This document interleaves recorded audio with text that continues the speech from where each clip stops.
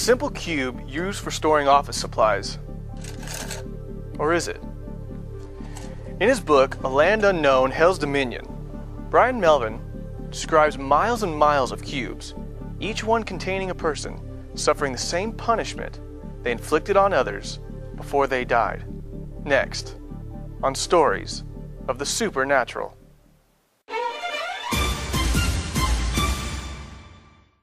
In 1980, I was a rough and ready kind of a guy.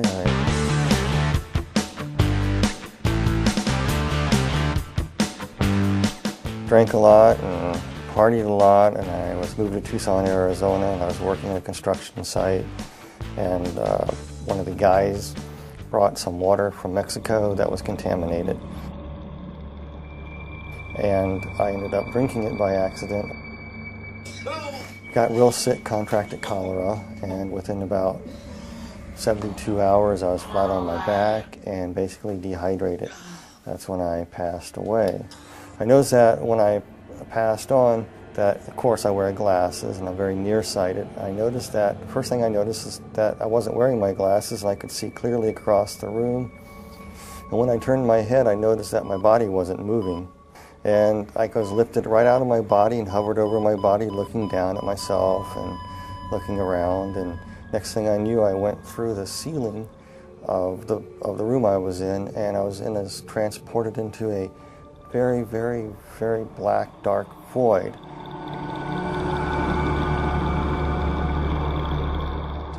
I could hear like somebody speaking to me, like telepathy. And it was explaining to me many, many things that I no longer remember, but most of the idea was explaining to you the whys of life. Why there was evil in the world, why this, why, people have questions all the time. These were being answered to you as you were being transported to this light. And time you got to where the light was, you knew what happened, you know what's going on, you know what happened, you know you died, you know you're going to be judged, and everything as you're traveling, it's made so clear to you that what's happening is perfectly just and right. Oh yeah, I was going through the darkness and I was approaching the light there, and I noticed that on this rock, it was a big huge boulder right out in the middle of this darkness, and there was a person sitting on a throne. And the individual that was sitting on it was emanating light, very, very powerful, bright light. And there was a love and compassion too, but also a firmness and fairness emanating from this person. And I'm going, who is this? And the basic question that was coming to me through this thought was, look what you have done with God's gift. It was actually Jesus was speaking this to me. He said, if I let you into heaven with what you know now, that I'm just, right, perfect, you would misuse that and keep sin alive in heaven. You can't come in. He told me it was granted to me to see a land unknown that's best forgotten, but will not be left unseen. That was it. And then he took out all these keys out of his robe, just pulled them out. And as he pulled them out, you could see the scar where the nails were kind of like in the wrist area, and it kind of pulled the bones apart. It's kind of traumatic looking. And he had these keys, and the keys were odd shapes and design. And he walked over to a place, and he stuck this key into this, looked like a gate. And a door opened. Then the veil came over, and it was dark again. I couldn't see it. All I could see was the Lord.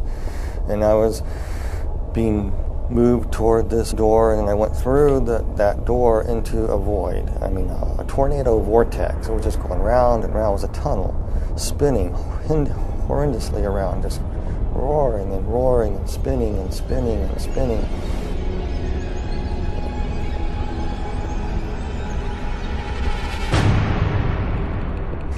And it smelled horrible. I could hear these screeches and noises and sirens. The most thing that I remember the most was slurping noises and screams, and you could feel heat, really hot heat. The next thing you know, I was falling through the sky. It looked like the sky, and I hit the ground. You know, it kind of hurt, and I stood up, and I looked, and I go, where am I? All these people ran out, and some of them looked like people that were dead that I knew, and other people I knew that were not dead. And they come around me, slapping me on the back. I said, they got there awful quick because the house looked far away, but all of a sudden they were there, slapping me on the back, welcoming me there. But something just wasn't quite right with them because they looked weird. They had yellow glints in their eye, and their eyes were almost reptile-like. I looked over and I saw what looked like my best friend turn into somebody else. And I said, hey, wait a minute, you can't do that. You're not who you say you are. Who are you? And then all of a sudden I looked around and I go, all these people around me are not people. They begin to morph into what they were. They were ugliest creatures I've ever seen. Reptile-like, some of them, they were just god-awful, like rotting vegetables, and they were distorted and twisted, and then they were not perfect by no means. And they were just filthy, smelly creatures. And they were just starting to come at me like they're going to shred me to pieces. And one tried to grab me right across my chest, and one tried to grab my legs. And while they're trying to tear you to pieces, they backed away, and this one that looked like my best friend earlier, who morphed into different people, came up to me. It was he was about 4'8", looked like a sort of half dinosaur, a reptilian type creature, and it was hissing and spitting at me, and was speaking in a language that I didn't know what it was saying at first. I was telling, and it was broken in English. It was telling me to come, follow it, follow it, follow it. So he motioned to me, and we took a few steps, and all of a sudden we were at the end of the horizon. Now, that doesn't make any sense, but we came across to what looked like the end of the horizon. You couldn't go any further, and I couldn't understand what it was. And yet I could look out, and I could see all this vast fields and mountains. And then that creature stuck its hand in this horizon, and he ripped it open like a veil, and he stepped out of it up onto this road, and he telling me to come, motioning me to come, so I did the same. I just went ahead, I got out, and the next thing I knew, I was on a large, wide, dusty, flat road. I just came out of a cell, a cube. It was around 10 by 10 foot square. It could have been 14 by 14. That's what the dimensions were. And there was a cell next to it, and there was a cells above it, kind of set back, concave, so they're going up. And there were 6 of them to the roof of this place. And in the walls are embedded people in cells. And he pointed to another cube, and in this cube I was looking at, there were people inside these cubes. Some were vacant, some people waiting for people to arrive like I did. There's this person in there, and I was just looking at them, and then it was showing me another person. Each person that was in their cube was like they were reliving parts of their life all over again, but not in a very pleasant way. It's like a living nightmare. When we return, Brian Melvin is taken deeper into hell, where he sees people in torment. Among them, one of the most notorious murderers in history. Next, on Stories of the Supernatural. Brian Melvin died after being infected with cholera from drinking water. He describes how his soul was separated from his body and taken to hell. While in hell, his demon guide showed him miles of cubes, most of them containing the souls of people suffering their own personal hell for their deeds during their life on earth. And as we were walking along, I realized that hell is just an enormous big place, and there's many other parts to hell that I did not see. I just saw this place called the pit. And so it says, it's been granted to thee, follow me out to the middle of the road. So he walked out in the middle of the road, and all these demons and creatures running around, and I saw all these people in various stages of torment. And some of these demon creatures inside these cubes were going in at will. and they would be attacking people in various ways. But to the people, they look like other people, or times in their lives, or they look like demons. Whatever their worst nightmare was is basically what they were living. We walked along to another cube, we looked inside of another individual that was there, and it reminded me of an old sailing ship. And this guy used to be a captain of the ship, and he was being flogged. Things that he did on this old sailing ship, he did it for pleasure for these people because it was his ship, and he liked to be mean to his crew, and it was being meted back to him. I noticed this being, this creature looking at me. It was in a cube at first, and the person who was looking at this creature is one of those tall creatures with the faces that went around, but it was of a beautiful purplish color in a way, kind of a beautiful creature, but hideous at the same time. And with its faces revolving around, very seductive, very, very flattering, very, very persuasive. It would try to plant thoughts in your mind, trying to tell you, why would such a good God allow people to suffer like this? It was trying to get me to curse God. I really don't know who the demon creature was. I know he had great power and authority. He either was a second in command or he could have been Satan himself. This one vortex was spinning, and a lady that had just died in a car wreck came through, and she was deposited right there. And I saw her as she arrived, and inside her cube, she saw it as the illusion of her grandmother's farm, her grandparents' farm that she loved so well as when she was growing up.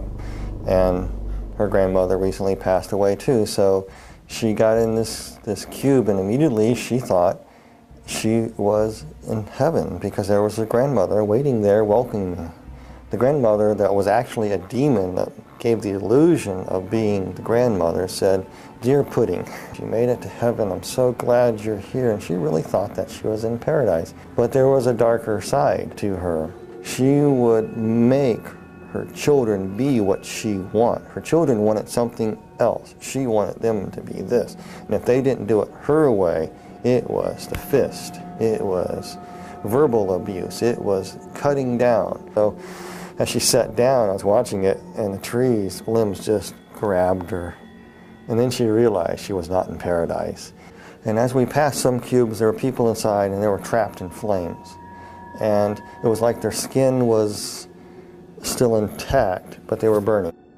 And there was this individual, and he was playing pool. And this guy was a child serial killer, but he lived in the 1940s. But he was in this pool hall playing this pool before the punishments would commence again. He thought he had a break.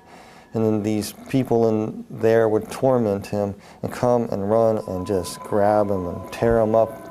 And out of the sky I could see this big demon coming down. It reminds me of a snake. He just gobbled him and swallowed him. Then all these other little demons came up and said, that's no fair. We didn't have our chance with him yet. Regurgitated him back up. He was whole. I know this sounds really bizarre, but that's what happened. Then all the other little demons, little teeny things, about 1 foot, 3 foot tall, just jumped on him. And he was powerless. And they were beating him and clawing him. And there was no rest for this guy whatsoever after that. It was constant torment. Everything that he ever done was being justly put back to him. I came to a cube, and I was looking at this, and this was a woman. She was dressed in fine garb. She was a temple prostitute, basically what it was. And she was somebody who died in Corinth around 69 AD. For a price, she would have a newborn son. For some reason, their religion was some strange thing. When you have a newborn son, you can offer it into a statue, and there's flames underneath the statue. You put the baby on the statue, and basically the baby would be cooked. And here she is in this temple. There was no let up to her torment. It was almost like all the little babies that she burned that were hers and other people's were tormenting her, mocking her, pouncing on her, just crawling and tearing her up. And she just screamed, and I had to turn away and walk.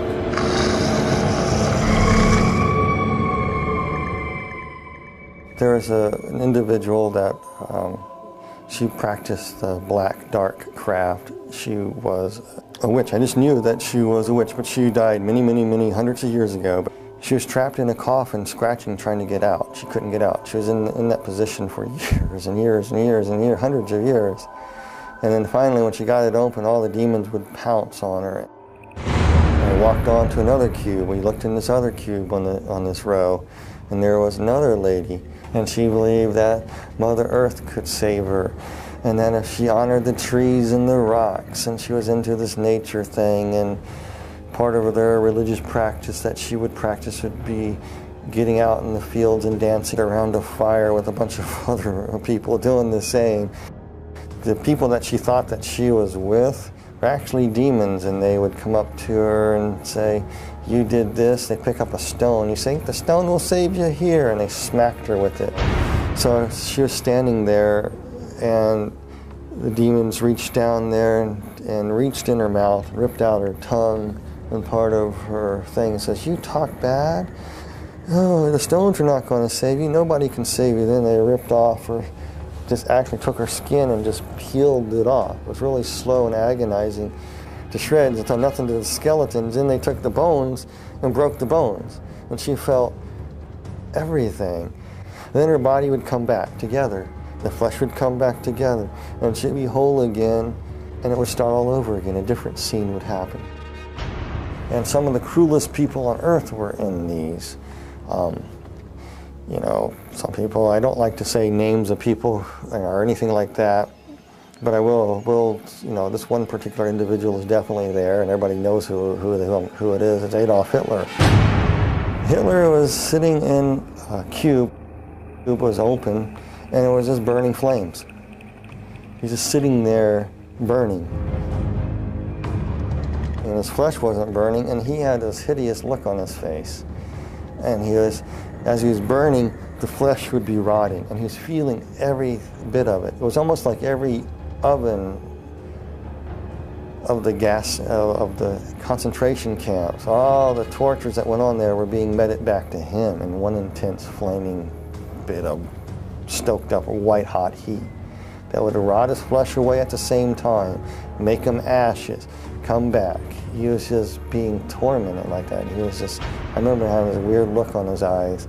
It was just angry, vicious anger. When we return, Brian Melvin tells how for a moment he thought he may be trapped in hell for all eternity.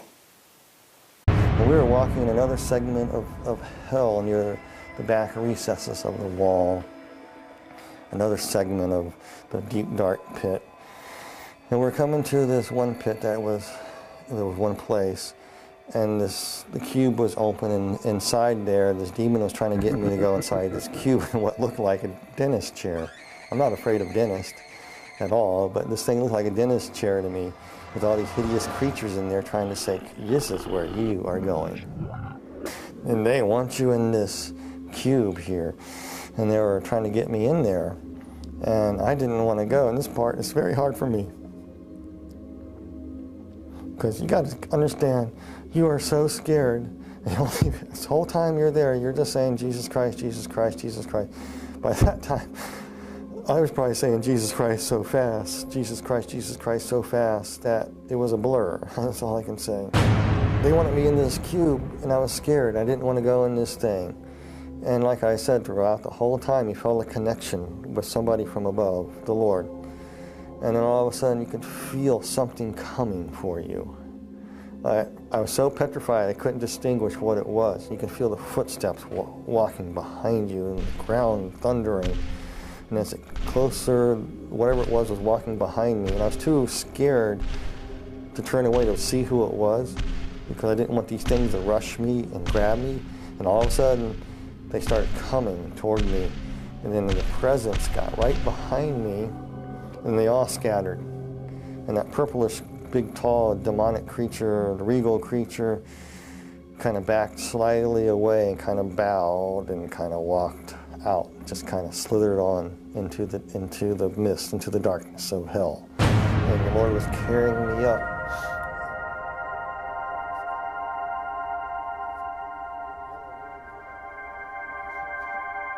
And I knew who it was. It was Jesus. He picked me up.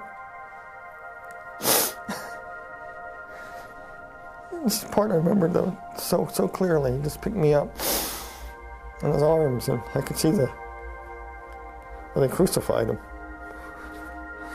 As he's holding me, his bones are pulled apart. He's saying, you pulled apart my bones. And he carried me. And kind of floated through the air and went through the center of the bottomless pit. I went straight up. I remember bits and pieces of being taken to a hospital and waking up in a hospital room. And nurses poking me. And when I woke up out of this thing trying to breathe, I grabbed the doctor and said, I'm not in a cube, am I? I better not be in a cube. And the doctor says, no, you're in a hospital. And from it, I was no longer an atheist. There was a God, there is a heaven, and there is a hell.